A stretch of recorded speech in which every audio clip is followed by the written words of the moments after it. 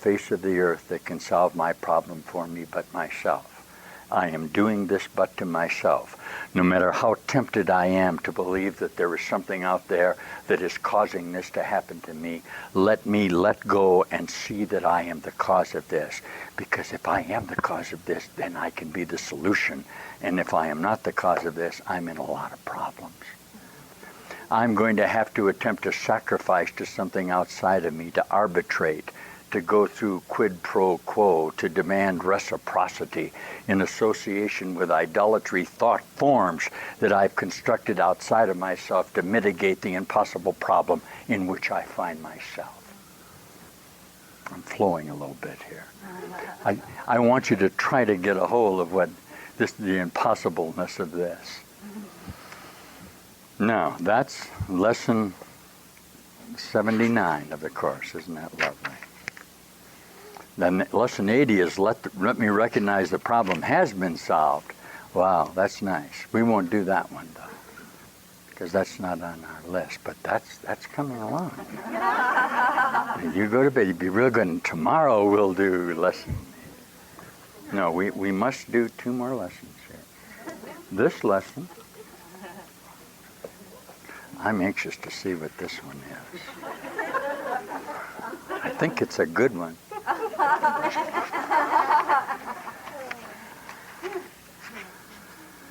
Oh wow. Is this lovely?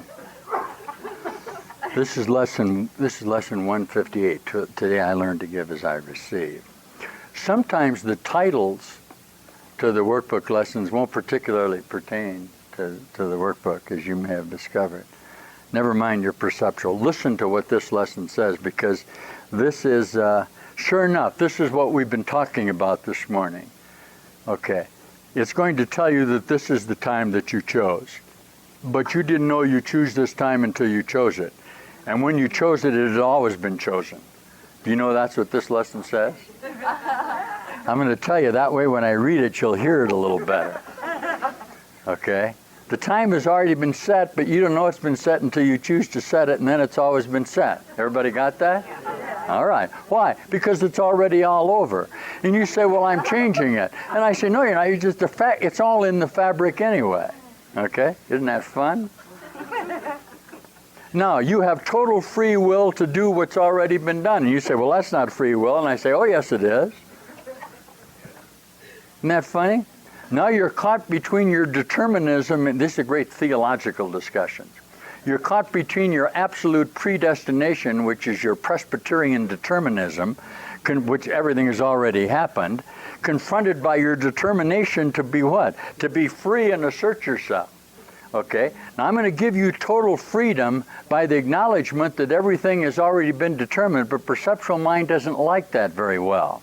It's going to attempt to do something within the linear condition of time that it hasn't already done, but it's impossible that it do that. Okay? Feel good about that, not bad, though. You're tempted to do something that's never been thought of before. This is Rosencrantz and Guildenstern Are Dead. It's a play, if you ever want to read it. Rosencrantz determines he's going to do something that has never been done before, but obviously he can't. He's going to try not to meditate. He's going to try not to motivate anything. He's going to have a thought that's never been thought of. Okay? The quantum physicists are trying to do that. They're trying to set up experiments in what you call wave-particle association and then pretend that they didn't set up the experiment. That way they can step back from the experiment and observe the electronic associations of the wave particle. But they can't do it. They're caught in their own subjectivity. What they discover is that they're influencing the experiment with their mind, which is, of course, what they're doing, since the experiment is only contained in the retrospect of their previous dramatic demonstrations of experiential unreality. You got that? Good, because I don't have any idea what that is.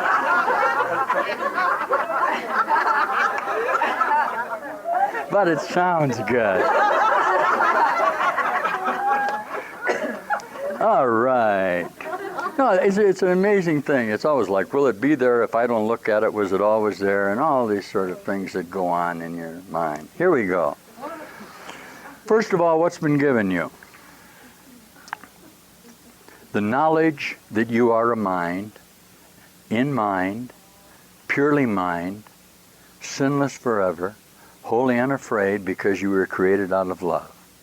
Listen. Nor have you left your source, remaining as you were created. Now, listen carefully to this. This was given you as knowledge which you cannot lose. It was given as well to every living thing. Why? For by that knowledge only does it live. This is the statement that beingness is singular. That this I am that you're expressing is singular. That everything is only its own beingness. Try to get a hold of this. That's what this says.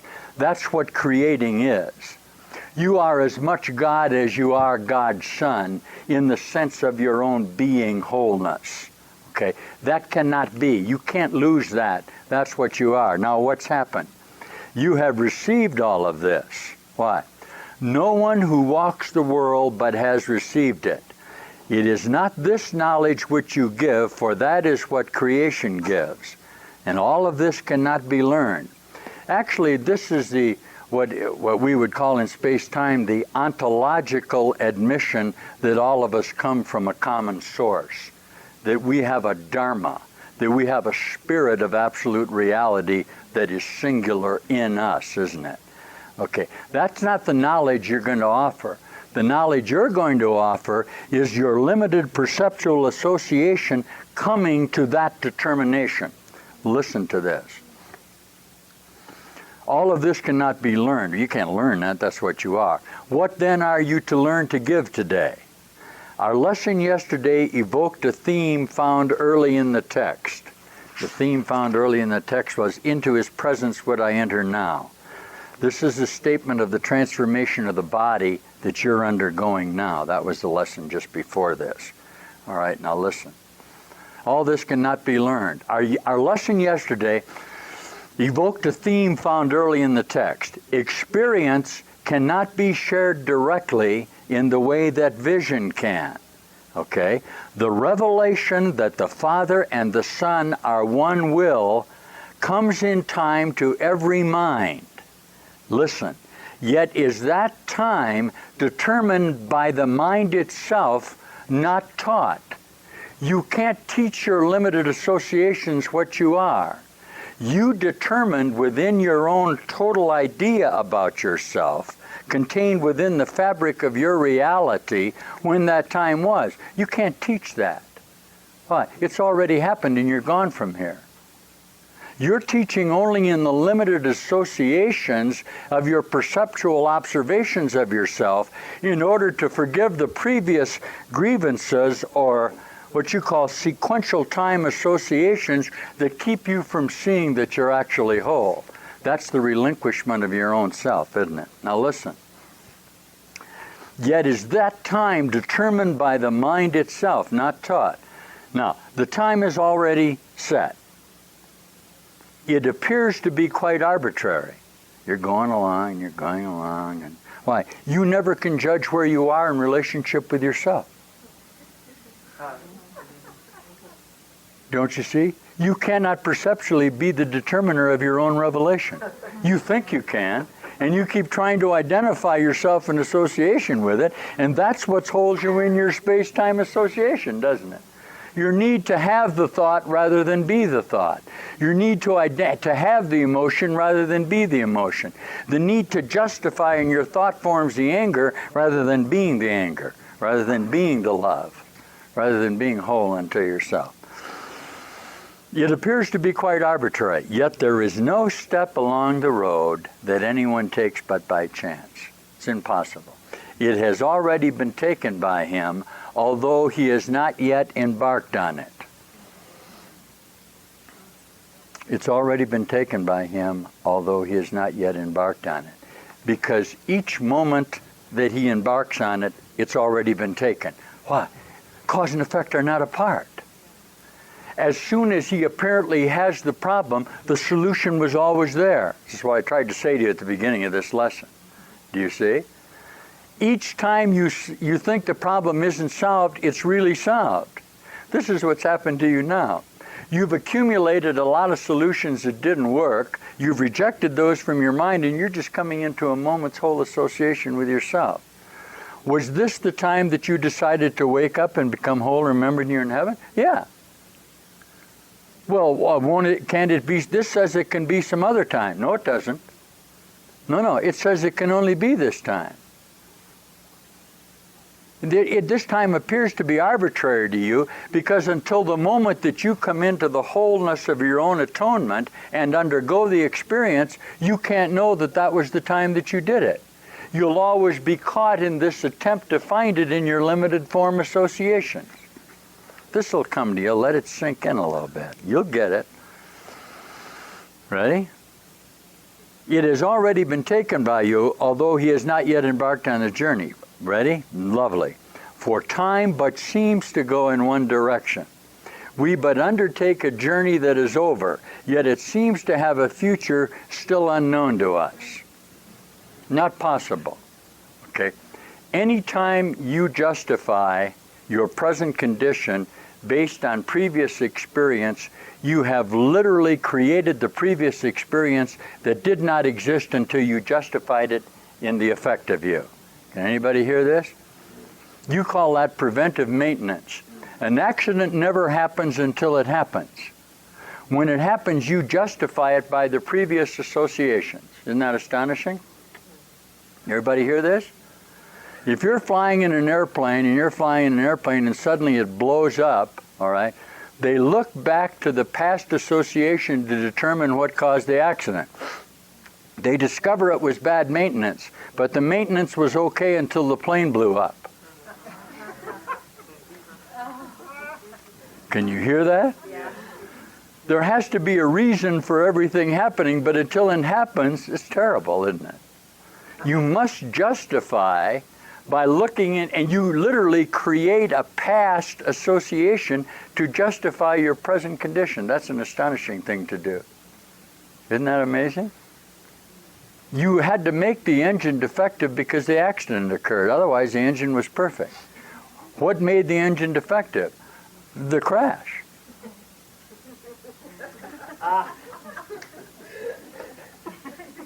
Actually, they're both going on at the same time, but that's hard for you to see. Really what's happening is every time you think of crash, you're crashing. What you've really done is create a statistical possibility. With a framework of linear time, if you create a statistical possibility, it has to come about. There's no such thing as statistic. Everything happens by the thought of it. Can you hear this at all? 1,000,000 to 1 chance is exactly the same as a 1 to 1 chance, because until it happens, it's not. When it happens, it becomes a 1 to 1. Well, there was no chance that could have happened. I don't know, one single little bolt had to come loose, and then on and on and on. It never stops.